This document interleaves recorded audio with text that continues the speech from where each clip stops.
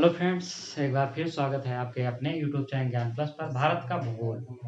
भारत का भूगोल सीरीज का दूसरा पार्ट हम लेकर हाजिर हैं। पहले वीडियो में हमने आपको बताया था कि भारत का एक सामान्य परिचय दिया था, जिसमें भारत की जो सामान्य जानकारियां थी, क्षेत्रफल था, राज्य थे, कौन सा राज्य कहाँ अवस्थित है, पड़ोसी देशों से मिलने वाली सीमाएं, इन सारी चीज़ों की हमने विस्तृत रूप से व्याख्या की थी पहले वीडियो में।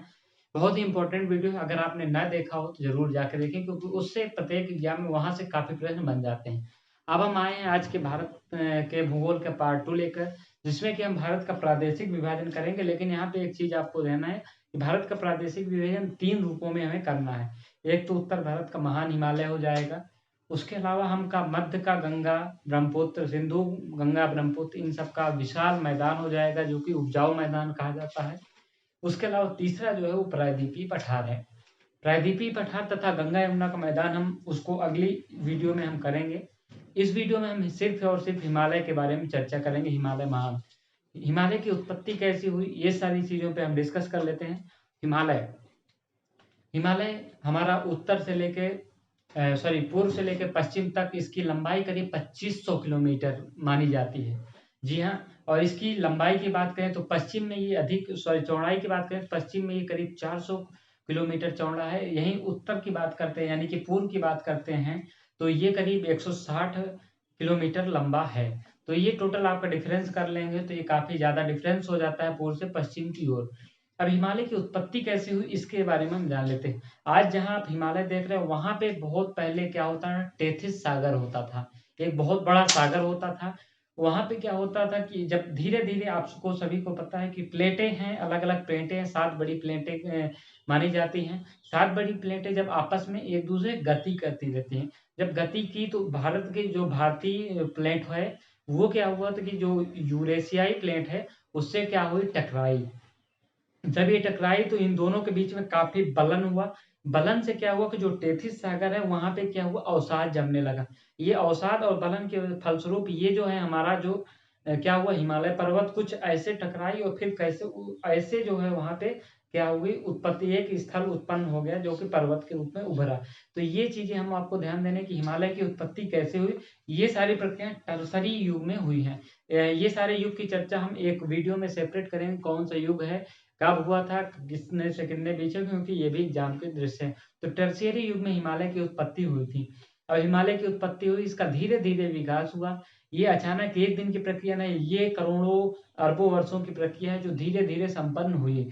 हमको लगता है कि अचानक उत्पन्न हो गया, लेकिन ये नहीं है कि धीरे धीरे इसका उत्पत्ति हुई, धीरे धीरे इसकी ऊंचाई बढ़ी। और इसीलिए कहा जाता है कि आज भी ये प्लेटें अभी टकरा रही हैं, आपस में एक दूसरे के ऊपर दबाव डाल रहे हैं। इसीलिए आज भी जो हिमालय महान की उसकी ऊंचाई क्या हुई, बढ़ती जा रही है। ये चीज आपको जानना जरूरी है। अब हम आपको हिमालय की ओर बढ़ते हैं और हिमालय की विभाजन देखते हैं। हम बात करते हैं, आपको बताएं कि सबसे पहले हिमालय का जो विभाजन आप करेंगे वो 3 रूपों में करेंगे।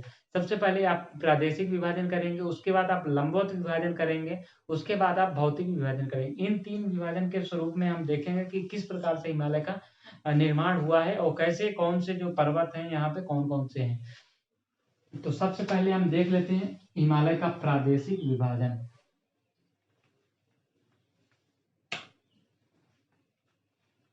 प्रादेशिक विभाजन की हम बात करते हैं हिमालय के, तो हिमालय के जब प्रादेशिक विभाजन की बात कर लेते हैं तो इसको प्रादेशिक विभाजन हम नदियों के रूप में बांटेंगे। कौन सी नदी के रूप में बांटेंगे, तो हम सबसे पहले यहाँ पे 5 नदियों के रूप में बांटेंगे। ये सिंधु नदी है। सिंधु नदी के बाद हम आगे बात करेंगे, तो यहाँ पे हम बात करेंगे सिंधु सतलज, उसके बाद काली नदी है, उसके बाद ताप्ती लड़की का नाम नहीं है, नदी है। और यहाँ पे आगे हम बात करेंगे ब्रह्मपुत्र।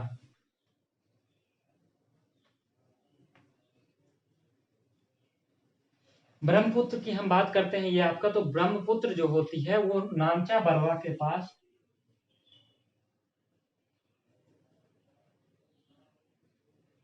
पास मोड़ लेती है, एक गहरा खड्ड बनाते हुए भारत में प्रवेश करती है।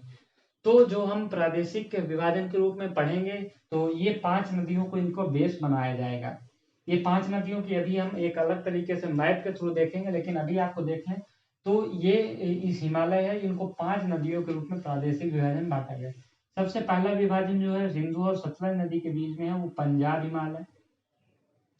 पंजाब हिमालय में सिर्फ पंजाब नहीं आता है, पंजाब आता है, जम्मू कश्मीर आता है और आपका हिमाचल प्रदेश आता है। तो पंजाब हिमालय की मैं बात कर रहा हूँ, हिमाचल की बात नहीं। तो इसमें तीनों आते हैं। इसकी लंबाई कितनी है तो ये देखना है आपको, तो 560 किलोमीटर इसकी लंबाई है। इसके अलावा पंजाब हिमालय के बाद हम बात करते हैं तो दूसरा जो हिमालय है वो कुमायूं हिमालय के रूप में जाना जाता है। कौन सा? कुमायूं हिमालय। कुमायूं हिमालय की अगर हम लंबाई बढ़ें, इसमें उत्तराखंड का जो प्रमुख रूप से एरिया आता है वो आता है। इसकी जो लंबाई वो 320 किलोमीटर्स है। ये सारी किलोमीटर्स में आपको ध्यान रखना है। पंजाब हिमालय, कुमायूं हिमालय के बाद आप नेपाल हिमालय की यहाँ पे बात करेंगे। नेपाल हिमालय, जो इसकी नेपाल हिमालय है ये सबसे लंबा है, यानी कि 800 किलोमीटर इसकी लंबाई है। नेपाल हिमालय आपका काली और ताप्ती नदी के बीच है। कुमायूं हिमालय सतलज और काली नदी के बीच में। एक अंतिम आता है जो है नेपाल हिमालय के बाद एक और आता है असम हिमालय। असम हिमालय, असम हिमालय की बात करते हैं तो इसकी लंबाई जो है वो 700 किलोमीटर मानी जाती है। तो ये हमारा नदियों के रूप में प्रादेशिक विभाजन हो गया। अब इसके अलावा हम बात करेंगे कि जो लंबवत विभाजन है वो कौन कौन सा होगा। लंबवत विभाजन हम यहाँ पे ही देख लेते हैं आगे, क्योंकि ये आपके सामने बना रहेगा तो आपको थोड़ा अच्छा रहेगा। तो लंबवत विभाजन अगर नीचे हम बनाए दे रहे हैं आपको सुविधा के लिए। दूसरा जो है वो लंबवत विभाजन हो गया, क्योंकि तीसरा जब हम डिफाइन करेंगे भौतिक विभाजन तो वो काफी बड़ा होगा, विस्तृत होगा। तो यहीं पे हम लंबवत विभाजन की बात कर लेते हैं।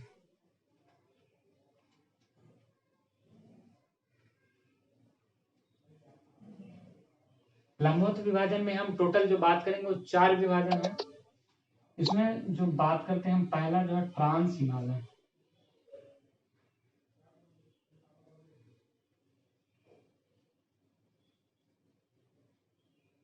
दूसरा जो होगा हमारा ट्रांस हिमालय के बाद ये होगा महान हिमालय, जिसे कि ग्रेट हिमालय कहते हैं।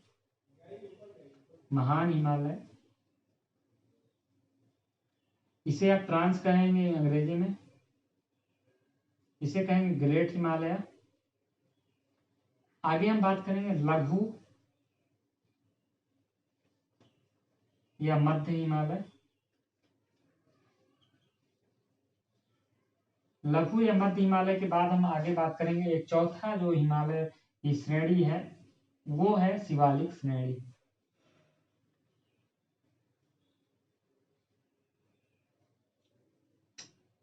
तो जो लंबवत विभाजन है हमारा किस प्रकार से होगा, लंबवत विभाजन जो हमारा ट्रांस हिमालय होगा, उसके अलावा जो होता है महान हिमालय होगा, फिर लघु या मध्य हिमालय और शिवालिक हिमालय। इन लंबवत विभाजन में 4 भागों में बांटेंगे। तो ट्रांस हिमालय ये हमारा क्या है, इसी के अंतर्गत हमारी जो इसके अंतर्गत एक तो आता है जो आपका तिब्बत का एरिया है वो आता है। उसके अलावा जो 3 प्रमुख जो श्रेणी है वो भारत में आती है। काराकोरम जो है वो भारत के कश्मीर राज्य में है। काराकोरम, लद्दाख और पीर पंजाब।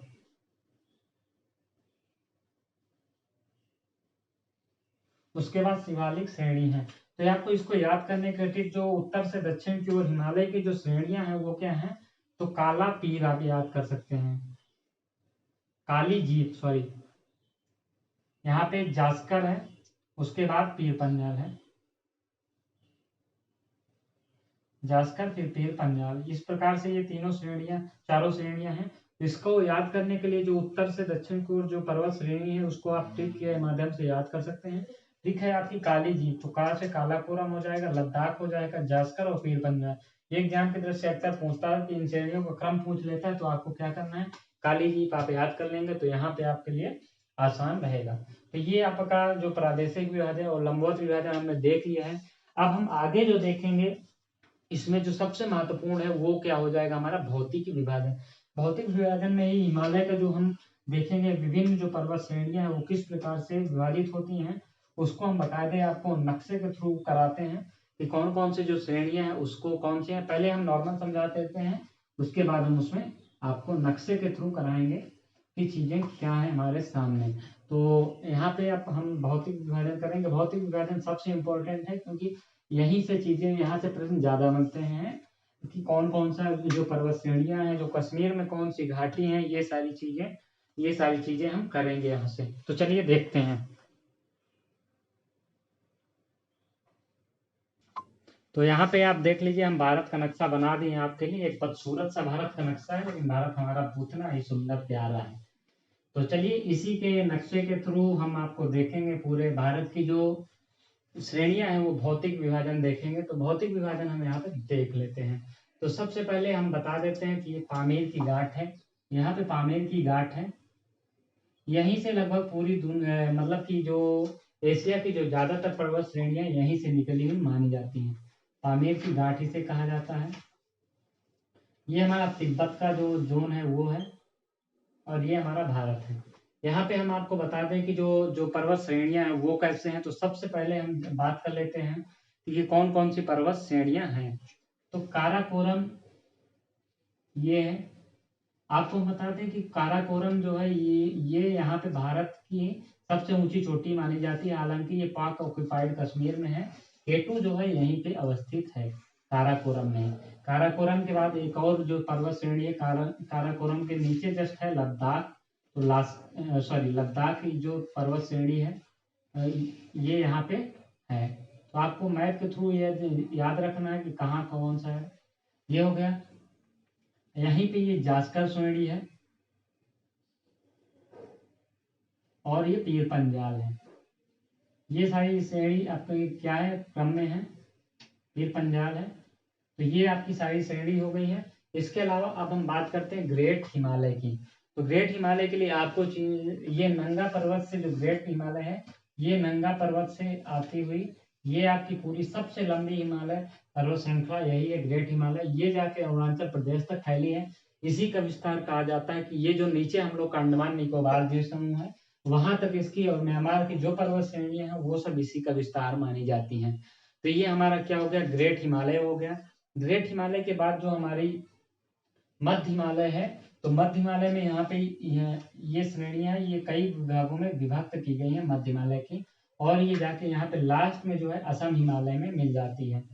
अब इसके अलावा जो है मध्य हिमालय के बाद अगर हम आगे बात करते हैं तो कौन कौन सी एक और पहाड़ी है, शिवालिक हिमालय। शिवालिक हिमालय भी बताएंगे, लेकिन हम यहाँ पे देखते हैं सबसे पहले ग्रेट हिमालय। इसको हम ग्रेट हिमालय नाम देते हैं, महान हिमालय।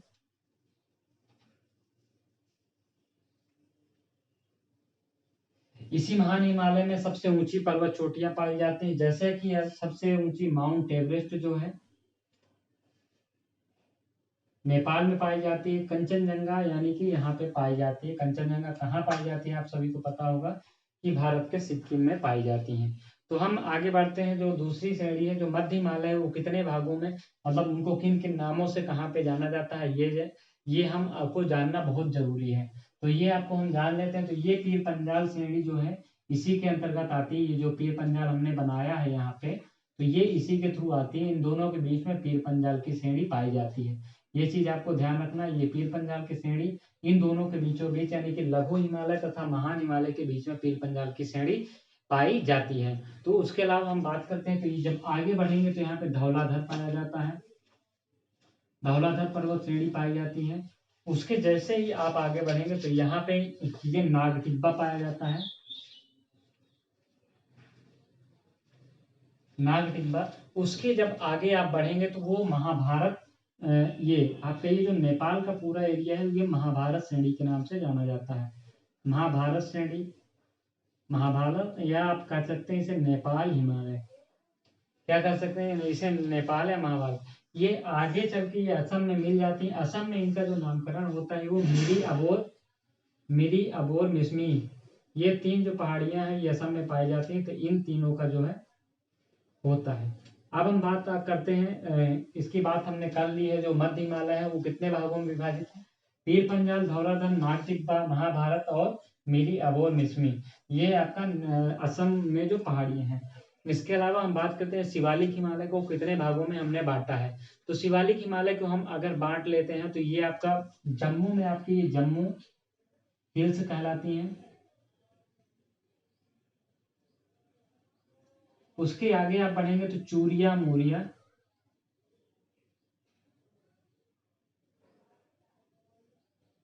जम्मू हिल्स के आगे जैसे ही आप बढ़ेंगे वहां पे ये चूरिया मोरिया के नाम से जाने जाते हैं। उत्तराखंड में ये आपके दुधवा, दुधवा नाम से जानी जाती हैं। उसके आगे यही आगे जाके ये फिर इसकी छोटी छोटी पर्वत श्रेणियां जाके ये फिर असम में मिल जाती हैं। तो ये जो प्रमुख जो शिवालिक की पर्वत श्रेणियां ये पश्चिम में ज्यादा विस्तृत है, लेकिन पूर्व में इसका लगभग लोप सा पाया जाता है, यानी कि अभाव सा पाया जाता है। तो हम बता दें कि इन चीजों के बारे में आपको हम बता दें।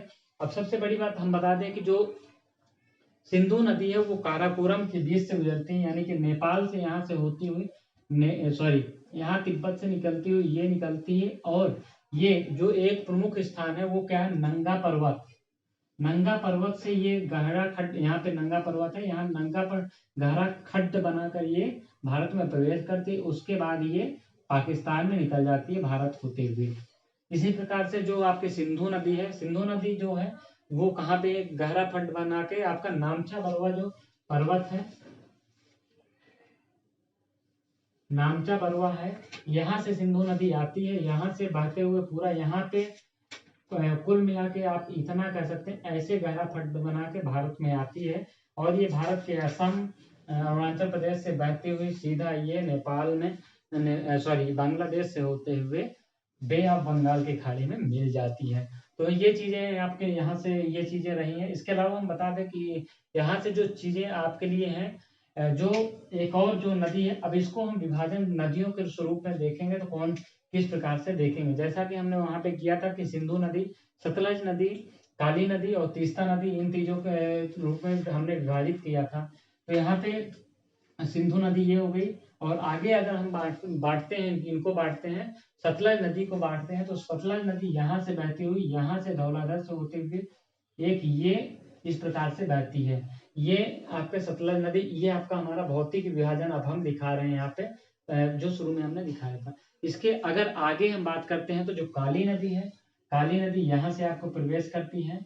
उसके अलावा जो ताप्ती है वो यहाँ से प्रवेश करती है। तो इस प्रकार से हम इसको भौतिक विभाजन कर दिए। ब्रह्मपुत्र हमने आपको बता ही दिया। तो इस प्रकार से ये यहाँ पे हो गया सिंधु नदी, सिंधु, सतलज, काली, तीस्ता और यहाँ पे ब्रह्मपुत्र नदी। इस प्रकार से ये हम आपको भौतिक विभाजन इसी में बता दिए हैं, ब्रह्मपुत्र। तो इस प्रकार से हिमालय का हमारा विभाजन हुआ। एक चीज और आपको जाननी यहाँ पे बहुत जरूरी है, जम्मू कश्मीर में आपने पढ़ा होगा कि जो बहुत से जैसे गुलमर्ग पाए जाते हैं जम्मू कश्मीर में, इसी प्रकार से आप इधर जाएंगे तो जो आप उत्तराखंड की ओर बढ़ेंगे तो यहाँ पे दून पाए जाते हैं। प्रसिद्ध दून है, जैसे कि आपके कौन कौन से दून है, देहरादून है। तो इस प्रकार से जो दून है यहाँ पे पाए जाते हैं, दुधवा घाटी। तो ये यहाँ पे हो गए। तो जो यहाँ पे जो पाए जाते हैं यहाँ पे, जैसे यहाँ पे आपका जो पाए जाते हैं यहाँ पे चीजें जम्मू कश्मीर की अगर हम बात करते हैं तो यहाँ पे जो मर्ग पाए जाते हैं यहाँ पे पाए जाते हैं, इसे कहते हैं दुआर। दुआर जो है ये आपके ग्रेट हिमालय तथा पीर पंजाल इन दोनों के मध्य में पाए जाते हैं, इन्हें दुआर कहते हैं। और यही जो आपका इधर आएंगे आप उत्तराखंड में तो ये दून कहलाएंगे। जैसे देहरादून कहलाता है, इसी प्रकार से कई अन्य दून है। तो ये द्वार यहाँ पे कहलाएगा। जम्मू कश्मीर में ये द्वार कहलाता है। और लेकिन वही जब नीचे उतरते हैं ये घास के मैदान होते हैं। वहीं पे अब हम जानते हैं बुग्याल या प्याल की बात कर लेते हैं और मर्ग की बात कर लेते हैं। तो यहाँ पे बुग्याल या प्याल भी इसे नाम से जाना जाते हैं, बुग्याल या प्याल। तो यहाँ पे आप लिख लीजिए बुग्याल या प्याल। इसके अलावा हम आगे बता दें तो यहाँ पे मर्ग, गुलमर्ग घाटी, सोनमर्ग घाटी, जो यहाँ पे मर्ग घाटियां जो जम्मू कश्मीर में पाई जाती हैं। तो ये चीजें, ये आपका बुग्याल या प्याल, ये जो मर्ग घाटी जम्मू कश्मीर में पाई जाती है, ये बुग्याल या प्याल आपकी कहाँ पाई जाती है, यहाँ पे आपकी हिमाचल प्रदेश के बॉर्डर और उत्तराखंड में पाई जाती है। क्या, बुग्याल और प्याल। तो इस प्रकार से आपका ये जो हिमालय का ये भौतिक विभाजन हो गया है। इस प्रकार से आप पढ़ सकते हैं कि चीजें किस प्रकार से आप हिमालय को कोरिलेट करेंगे। तो 3 चीजें हैं, इसको आप किस पार्ट में बांटना है, कैसे बांटना है, ये सारी चीजें यहाँ पे मेरी अपोर मिसमी। यहाँ पे आप देखिए नागा पहाड़ी होती है ये, और इसके अलावा जो यहाँ पे पाई जाती हैं मेघालय की पहाड़ियां जहाँ पे सर्वाधिक वर्षा हो जाती है, ये भी सब आपका हिमालय का पार्ट होते हैं। तो ये कुछ इम्पोर्टेंट हिमालय से संबंधित रहे हैं।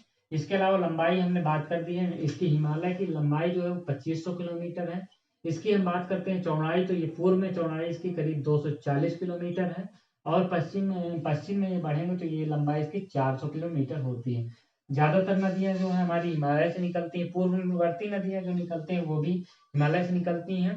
पूर्ववर्ती नदियों का मतलब ये होता है कि जो हिमालय के उत्थान से पहले नदियां बहती थी, लेकिन हिमालय जब उत्थान किया, फिर भी वो नदियां अपना रास्ता नहीं छोड़ी, हिमालय को काट के अपना रास्ता बना ली हैं। ये नदियां वर्ष भर जल से भरी रहती हैं और ये सदानीरा कहलाती हैं। तो ये हिमालय से संबंधित कुछ महत्वपूर्ण आपके फैक्ट हो गए हैं।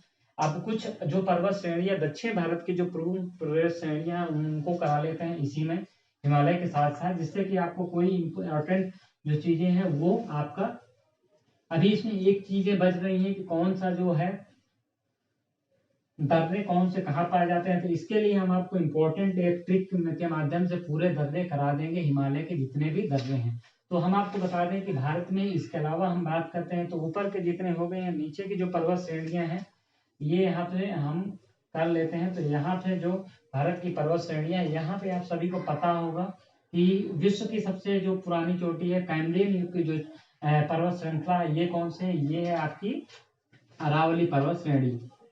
अरावली पर्वत श्रेणी कहाँ पे है, यहीं पे है। उसके अलावा ये अरावली पर्वत श्रेणी हो गई। उसके अलावा विंध्याचल की जो श्रेणी है यहाँ पे हो गई मध्य प्रदेश में, ज्यादातर इसका अस्तित्व पाया जाता है। विंध्याचल विंध्याचल उत्तर प्रदेश और मध्य प्रदेश की सीमा से मिलता हुआ है। यहाँ पे आप विंध्याचल में आपको पता है कि प्रमुख पवित्र स्थल है। इसके अलावा हम बात करें तो सतपुरा की पहाड़ियां भी यहीं पे हैं। सतपुरा की पहाड़ी मध्य प्रदेश में पाई जाती हैं। इसके अलावा हम बात कर लेते हैं ये पश्चिमी घाट और पूर्वी घाट की। तो पश्चिमी घाट की श्रेणियां अनवरत चलती हैं, लेकिन पूर्वी घाट की जो नदियां हैं ये जो पर्वत हैं वो विभिन्न भागों में बटे होते हैं। तो ये पूर्वी घाट हमारा है। यहाँ पे हम बताएं पूर्वी घाट और पश्चिमी घाट में क्या बेसिक अंतर है, ये आपको देखना है। पूर्वी घाट, एक तो पश्चिमी घाट की जो ऊंचाई है वो हाई है, मतलब ऊंची है, और पूर्वी घाट कम ऊंचा है। इसके अलावा आप देखेंगे पश्चिमी घाट में अधिक वर्षा मिलती है तथा पूर्वी घाट में कम वर्षा देखने को मिलती है। तो इसके अलावा हम यहाँ पे बात करते हैं कुछ घाट होते हैं। थाल घाट यहाँ पे हम बात करेंगे। पाल घाट। इसके अलावा हम बात करते हैं कुछ और यहाँ पे। तो जो पालने की पहाड़ियां हैं, इलायची पहाड़ियां हैं, सेवराय पहाड़ियां हैं, जेवादी पहाड़ियां, ये सब कहाँ पाई जाती हैं, ये तो नीलगिरी की पहाड़ी यहाँ पे है। नीलगिरी आपको मैप के थ्रू आपको सारी चीजें पहाड़ियों से संबंधित कर लेना है। नीलगिरी के अलावा हम अगर आगे बात करते हैं तो अन्नामलाई की पर्वत श्रेणियां यहाँ पे है। अन्नामलाई की पर्वत श्रेणी यहाँ पे है, अन्नामलाई। इसके अलावा हम आगे अगर बात करते हैं तो यहाँ पे ये पूर्वी घाट का पूरा अस्तित्व पाया जाता है। आपका झारखंड में जो कुछ प्रमुख जो पर्वत स्थल हैं वो कौन से हैं, ये आपको देखना है। तो छोटा नागपुर का पठार जो है ये झारखंड छत्तीसगढ़ में है, छोटा नागपुर का पठार।